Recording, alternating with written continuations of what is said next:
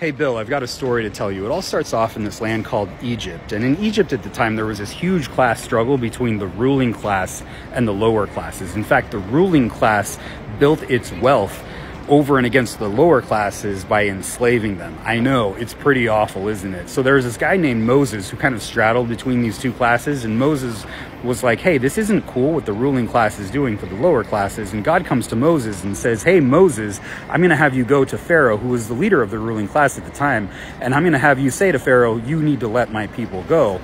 Moses goes to Pharaoh and says, hey, let my people go. Pharaoh says, no way, man, because my whole system, economic system, political and religious system, depends on having these lower classes and enslaving them. Moses says, I don't care, you have to let my people go. Well, Pharaoh says no 10 times, and there are 10 plagues that God sends to destroy the Egyptian economic and political and religious system. So after the 10th one, Moses and his people leave and they start their own nation. Well, God says there's one caveat. You can't oppress the people like they did in Egypt. So what ends up happening is, of course, there's a class struggle that happens in this new nation too. And so every time this class struggle ends up coming up, the prophets come up and say, hey, you can't do this. You have to actually care for the poor and the weak and the marginalized, the lower classes. Well, the kings don't want to hear that because they benefit from marginalizing and oppressing other people.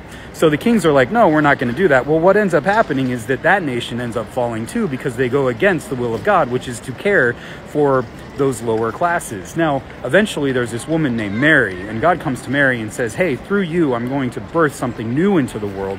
And Mary is like, okay, let's do that. So then Mary ends up singing a song that says that through her, God is going to change all of this system. God is going to end up bringing down the kings and lifting up the lowly. He's going to send the rich away empty and give good things to the poor. Well, through her, there's this boy named Jesus. You should read about him sometime. He's pretty awesome. And Jesus ends up growing up, and he lives out what his mom and what the prophets have ended up saying. In his first sermon, he says that he came to give good news to the poor, to set the oppressed free, to give sight to the blind, and to proclaim the year of the Lord's favor, which is all about debt relief for people. So then Jesus ends up preaching the kingdom of God while living in the kingdom of Rome and the kingdom of Herod, which is hugely politically subversive language. He ends up telling a parable where he says that in the end, nations are going to be judged by how they treated the poor and the weak and the marginalized, the homeless and the sick.